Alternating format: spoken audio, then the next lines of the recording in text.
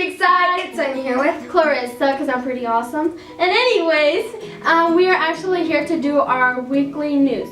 And so we just want to remind you that this week is going to be filled with testing. Any rules, Sonia?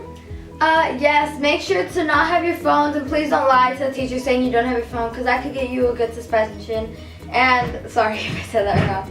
And if you're an 8th grader, just know if you get suspended, you might not be able to walk. Oh, and bring healthy snacks, because I know the test could get really boring. And for testing, remember to report to your 1A teacher. You're going to be there for the rest of the week during testing, okay? And so on Monday, we should know that it is not testing, it's just a regular day. You're going to report to all your classes, and it's a full day. On Tuesday, it is when you actually start your ELA CAS test. So make sure to get enough sleep so you could be wide awake. And please take these tests seriously. It determines what level you are and what the teachers need help you with. And for Wednesday, it is not going to be on the ELA. It is actually going to be on math. And like she said, make sure you actually try, because this is going to put you in your class next year. And on Thursday, it is the ELA performance test thing. So make sure to pay attention on that, because they could be really critical, you know what I mean? Like, they could have specific tasks that you have to do, and if you don't, you get docked points. And so on Friday, we are going to go back to math performance tasks. And just as a reminder, from Tuesday to Friday, it is all minimum days. It will start at 8 a.m. all the way to 12 p.m. And not to mention about the kindness box, remember, we're still having that tailgate. We just got it postponed due to rain and wind and all that gross stuff, even though it's spring. But make sure it is on April 12th. We are going to have the kindness booth, and make sure to write down people that have done random acts of kindness. So make sure to be at our booth. Okay, and that's all for news. Thank you. Bye. Make sure to get 24 hours of sleep. Oh no, that's impossible. I'm Aniza here with Delilah and Miss Hall. So, why do you like teaching art? Well, I enjoy teaching art because art is one of those subjects that spans all generations throughout history, and it crosses all cultures. How long have you been teaching for? I've been teaching in Creekside here for 10 years. Why did you decide to teach at a middle school level? I like the age level because a lot of middle school students have not been introduced to art. This is, for many of my students, a first-time art experience, and there's nothing like that interaction with a student when they first get introduced to art, and that's what I enjoy. What is your favorite sport? My favorite sport is tennis. So let me tell you all about this, because I've played tennis for many, many years. I'm a big tennis competitor. I was #1 when I was in the Navy at NAS Moffett Field, Naval Air Station Cecil Field. I played in the U.S. Navy Regionals. Big tennis fan is my #1 favorite sport. That's a lot of information. Oh, there's more. I'm trying to control myself. What's your favorite color? I do not have a favorite color. That's a good answer. I love color, and I cannot pick a single color and say that it is my favorite. Yeah, I've tried. It's just too hard. Our last question, what was your dream job as a kid?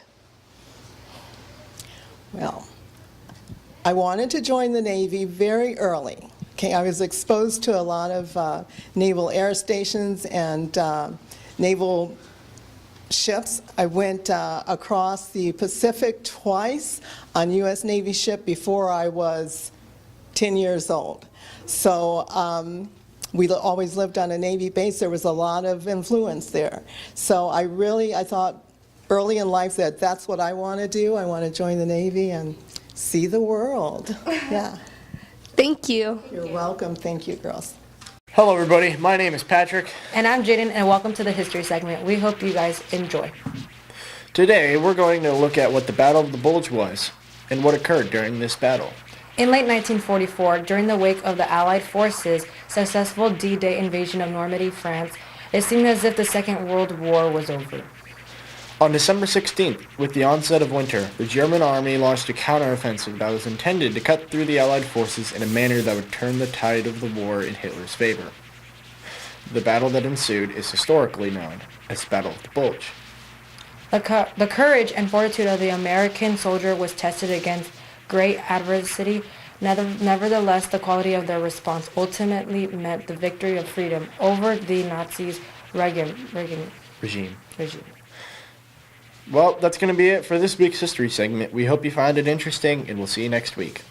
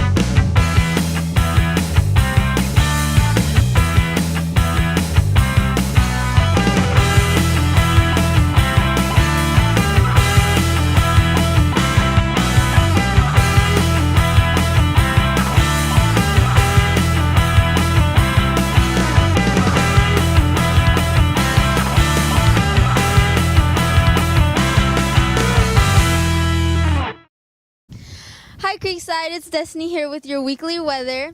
On Monday, it's going to be sunny, 73 degrees. On Tuesday, it's going to be sunny, 77 degrees. On Wednesday, it's going to be partly cloudy, 80 degrees. On Thursday, it's going to be cloudy, 76 degrees. And on Friday, it's going to be rainy and it's going to be 69 degrees.